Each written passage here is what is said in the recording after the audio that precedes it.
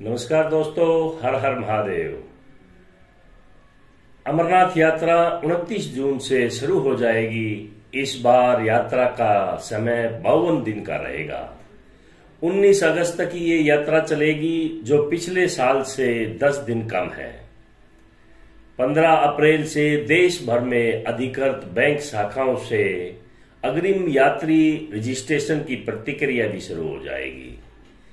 Shri Amarnath Sai board के अनुसार इस बार यात्रा के दौरान किसी भी प्राकृतिक आपदा से निपटने के लिए बड़े अच्छे इंतजाम किए गए हैं। दोस्तों, आप लोगों को बता दें कि बाबा अमरनाथ की यात्रा के लिए यात्रा के दोनों रूट पहलगाम और बालटाल से गुफा तक बर्फ गिरी हुई है। ये बर्फ जून तक पिघल जाने का आसार है। ऐसे में सेना ने इस यात्रा के रूट का सफाई करने का अभियान तैयार कर लिया है। पहली बार दोनों रूट पर पूरी तरह से 5G फाइबर नेटवर्क होगा।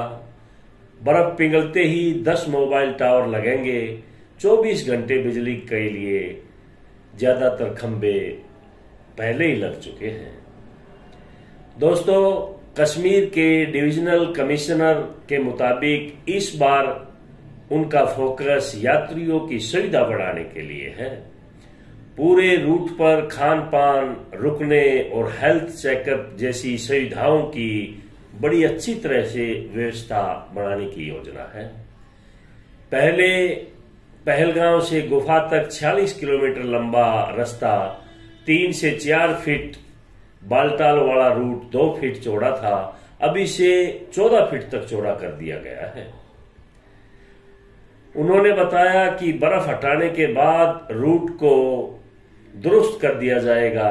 पिछली बार लगभग 4.5 लाख श्रद्धालु बाबा के दर्शन करने के लिए यात्रा में शामिल हुए थे। इस बार 6 लाख से ज्यादा श्रद्धालुओं की आने की उम्मीद है।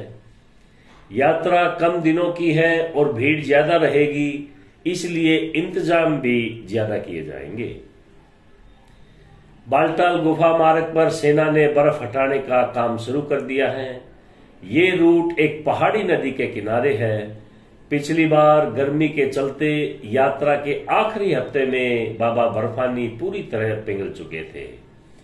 हजारों श्रद्धालु मायूस होके भी लौटे थे। इसलिए इस बार यात्रा के दिन कम हैं, ताकि सभी को दर्शन आराम से मिल सके। दोस्तों, साईं बोर्ड पहली बार मेडिकल इंतजाम भी बढ़ा रहा है।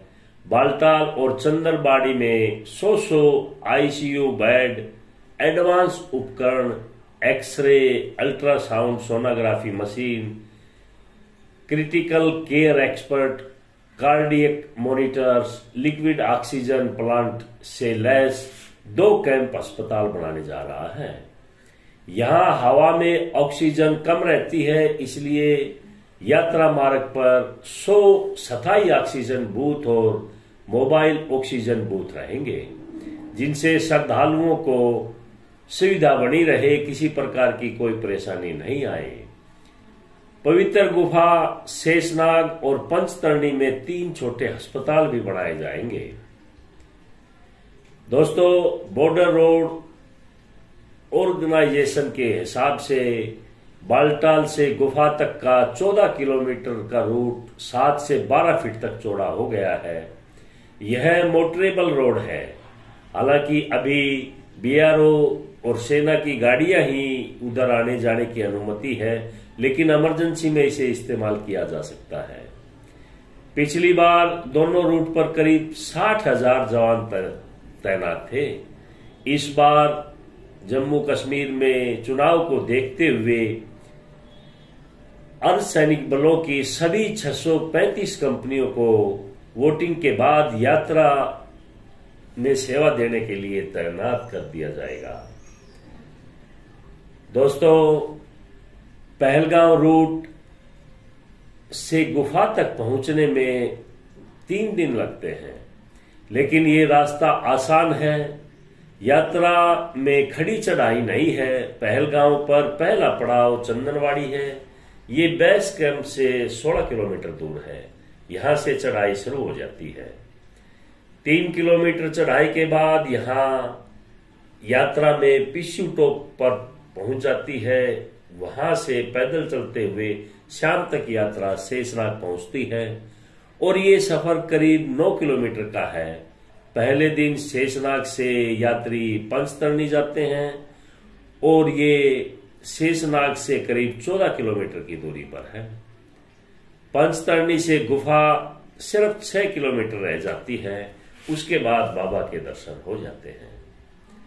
दोस्तों, बालटाल रूट अगर वक्त कम है तो बाबा बर्फानी के दर्शन के लिए बालटाल रूट सबसे नजदीक रास्ता है।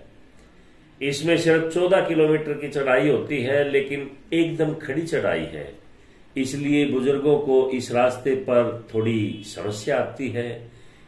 इस रूट पर रास्ते बड़े ही भीड़े, संकरे और मोड़ से वाले खतरनाक भरे हैं, इसलिए आप अपने हिसाब से यात्रा का मार्ग चुनें। दोस्तों, आप लोगों को ये इन्फॉर्मेशन अच्छा लगे तो शेयर और लाइक जरूर करें। आगे भी आप लोगों को ऐसी जानकारी देते रहेंगे। नमस्कार। हर हर महादेव।